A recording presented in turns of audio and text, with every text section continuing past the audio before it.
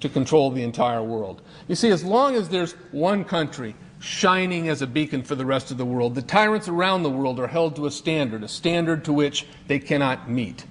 So the goal of global collectivists is to take down that shining example so that the entire world can be viewed as a single collective.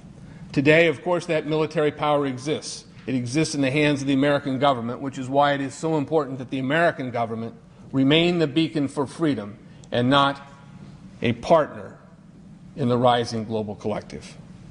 Secondly, a global collective requires control of the monetary system.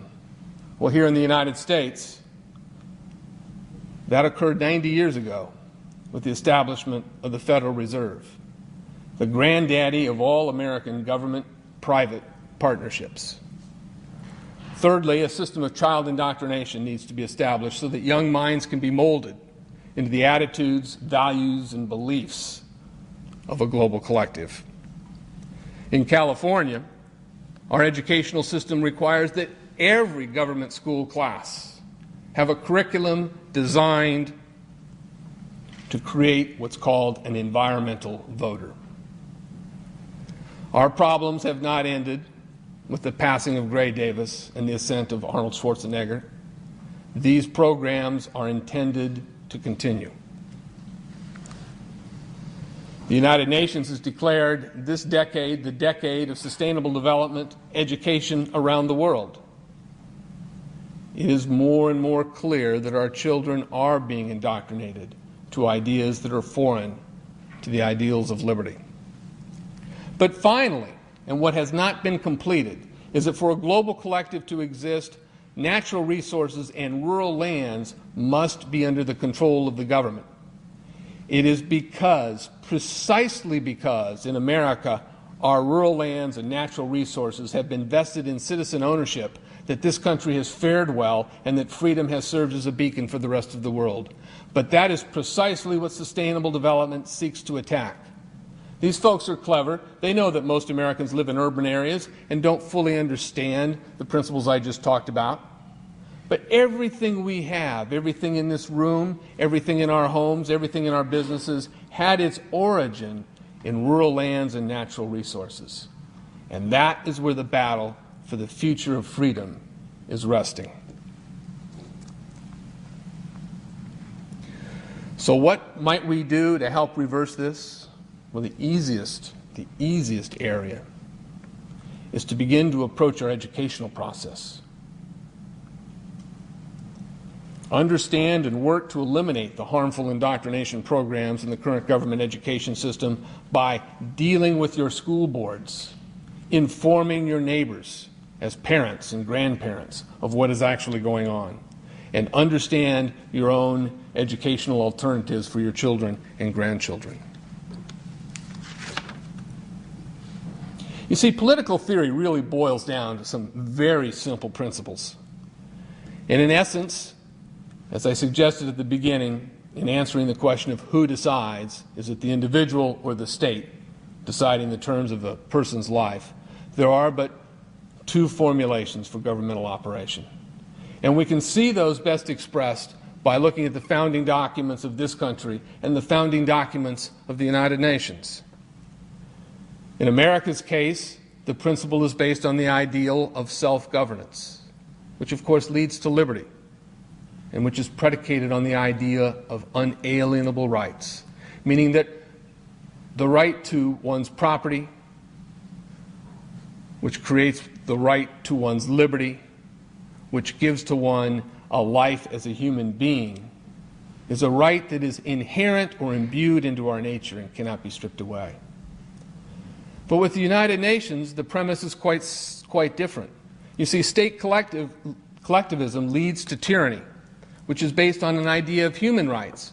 Human rights, animal rights.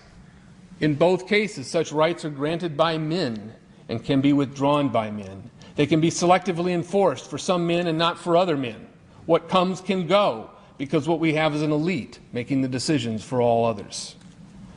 And today, that is showing itself in the concepts that replace life, liberty, and property. And those concepts are social equity, a new economic system and environmental justice. You see, the modern war on liberty fosters confusion in our schools regarding the nature of what is a moral government. It causes division by dividing us into groups under the principles of social justice, replacing the concepts of equal justice. And it creates dependency through a welfare system which seeks to undermine free enterprise and establish this new economy.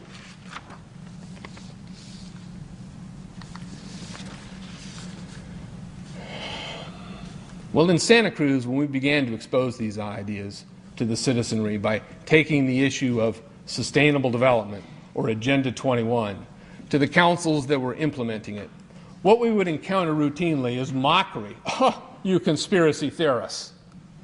Well, they don't do that anymore because it's become quite evident by just looking at the United Nations' own website that Agenda 21 and sustainable development are ideas being promulgated by the international political machinery. This is from the United Nations webpage, Sustainable Development, Agenda 21, the Earth Summit, Agenda 21, which was held in Rio in 1992. You see, I sat on the Santa Cruz Agenda 21 committees. Now, this was a lot of crazy ideas. This is back in the mid-90s. Crazy ideas I heard. Mother Earth's surface wasn't to be scratched. Human beings were to be concentrated into human settlement zones. Transportation systems were to be changed. Educational systems were to focus on the environment as the central organizing principle. All aspects of life were covered. There were committees on agriculture, biodiversity, education, energy, housing, government housing, population and its control, public health, social justice, transportation, and a, quote, viable economy. Well, I went to these committees at the request of some people who told me that I needed to understand what was going on, and I came back and I said, this is craziness. This is so silly.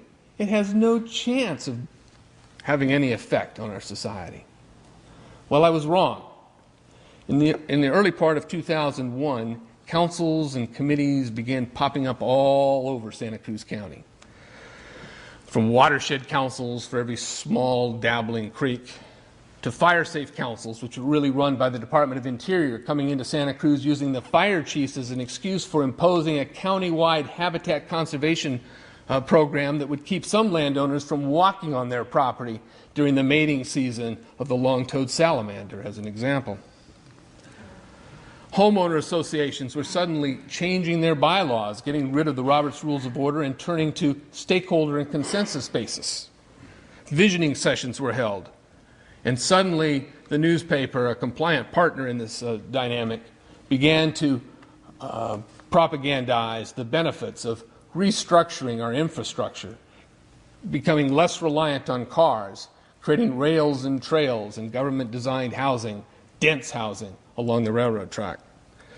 But you see, upon further investigation, we found out the County Board of Supervisors had quietly and unanimously, back in 1997, accepted and adopted the provisions of Agenda 21. Looking even a little more deeply, we found out that in 1990, Santa Cruz had passed what was called then the Measure C, which read exactly as the Rio Accords read when they were unleashed on the world 2 years later in 1992. So you see, Santa Cruz has been a laboratory for this dynamic for a long while and is now beginning to feel the real pinch of massively high housing prices, timberlands that are ready to burn, farmers who are on rich, fertile soil who are having their water taken from them and are about ready to lose their land to collectivized farming. You see, Agenda 21 is a global land use, education, and population control program that doesn't just exist in Santa Cruz. It is now rapidly advancing in every town, burg, and state of the United States.